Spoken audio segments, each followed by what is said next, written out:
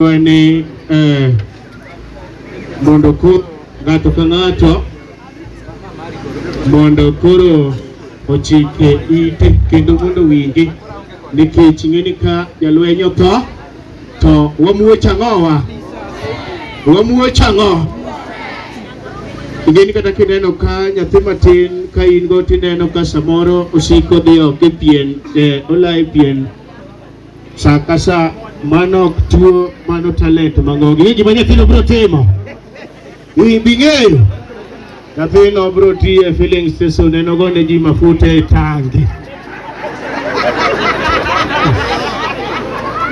kineno ka nyathi minyuolo wiye negi siling seche go jopieno setu pieno kineno ka nyathi minyuolo wiye negi siling kikitagri gitero nyathino osiptal ni mano tuo mano talent mang'ongo ma Nyasaye osepogo ne nyathini. Ninge gima obiro timo, obiro tiye bank kata mpesa, pesa osebede wiye. Yesu pake. Koro wantiere ka gi jothumbe opogore an gini ok abi wuoye mang'eny ahinya nikech sikul no jandika ni noise maker nago koko nomona somo omiyo noriemba gi jopuonje koko ne mapod ago nyaka oko ka sani to koro amua pida gi nyithinda. Watoto wangu we upimo wiya gi kilo motur. Watoto wangu we jopieno setu gino wadwani mondo set gino mondo lunga gudha mondo bi nikech wantiere ka gi ji mopogore kae mudwa neno nyaka sura ya mon yawa joma mine tafadhali fuane ure yamo kama Nyasaye omedu ndalo kendo meduru bedo gi chunyu no.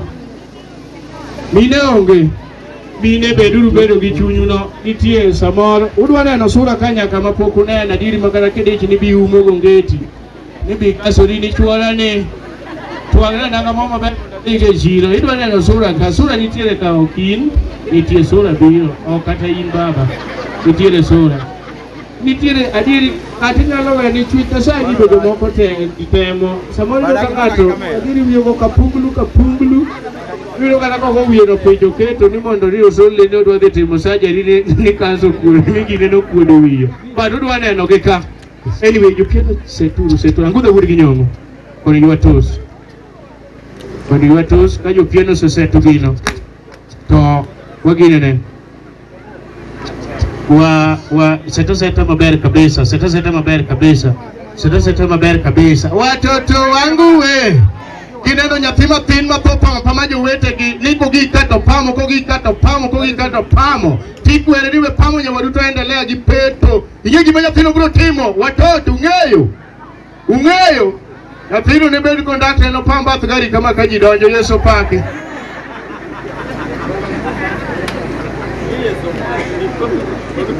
Ma chuora anyango mano bire chiro ratanga kore de chuo moteri chiro ni inchi ng'ato idage ot kosidage mena nyango na gocho ina weni chuji nyalo lot chunya no twenyo got mane ka joma mine ko kazo ni wade wi ya pesa chak mindi tiwe ya nango mi ya pesa chak adage gocho yo kudo tende kore yo mine yo mama nito iwe ya nango di chiro iri twango ni chigi nango mabe dhi chiro kudo piny iwe ya nango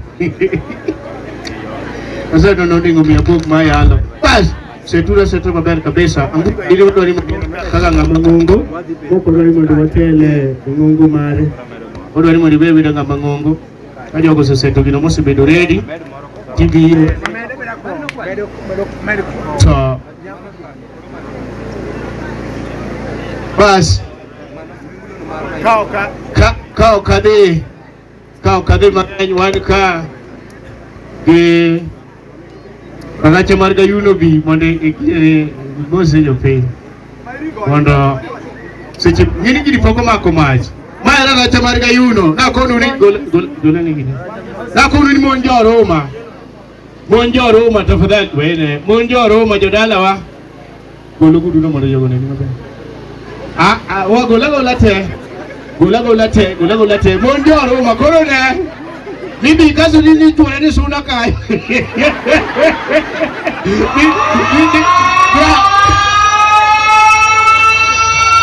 kidogo takeni kinari ichwala ni suda kayo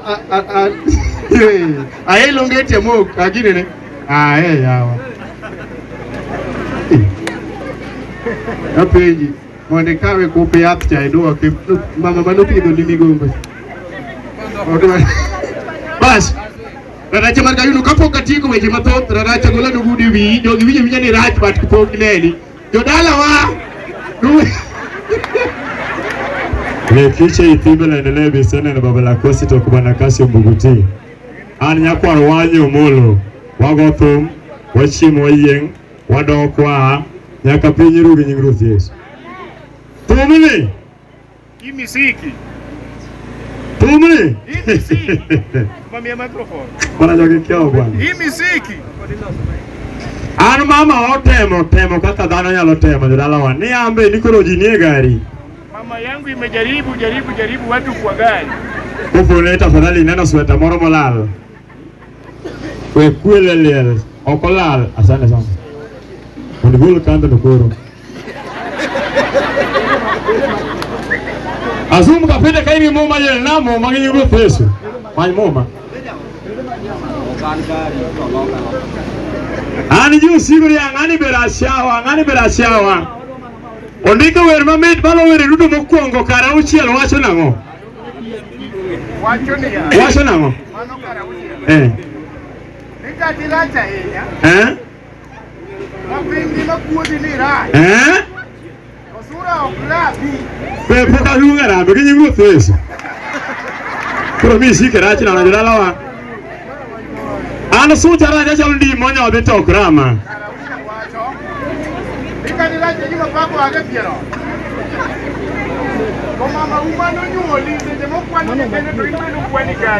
Ongaro ke ber piny ngar Nyasaye aneno wuoche miike nyathi ma wuoche en gi chienyo dala wa dhano nyalo bedo gi wuoche ma nyathi jadwe ike tang ne wuoche wach moka nyalo gi chienyo bor jogo loso gi yan nyaka yal ondike e Ecclesiastes 9:7 wacho na ngar Nyasaye ini moma murugo momo kriya meno momo gore momo bero pinge do mana dieri ile la gara marino mama ini moma ti anyango nyangi ni moma yel moma yusigo ile racha kiango an racho krama dako madango biro babono mako na ga yato ng'eyo ni masura